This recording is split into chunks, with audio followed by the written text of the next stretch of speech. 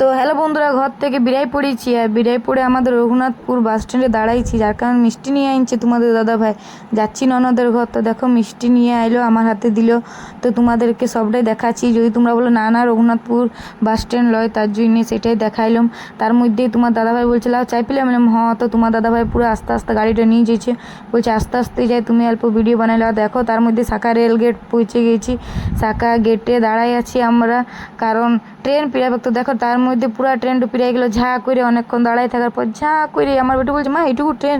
তার মধ্যে রাস্তার মধ্যেও যাচ্ছি, সেটাও তোমাদের সঙ্গে শেয়ার করছি। যে দেখো আর দূরে যেন অনেক কাশফুল হয়েছে বন্ধুরা, সেটাও কাশফুলগুলো জুম করার চেষ্টা করলাম, ধরলে না। আর এই জায়গাটা এসে পরে আমরা দেখছি বাও কি সুন্দর জায়গাটা, ভিডিও বানাবার জন্য খুবই ভালো হবে। তো দু একটি তোমরা এই জায়গাটারও ভিডিও পাইছো, এখানে দাঁড়াই পরে আমরা ভিডিও বানাইছি, তো খুবই সুন্দর লাগছিল জায়গাটা।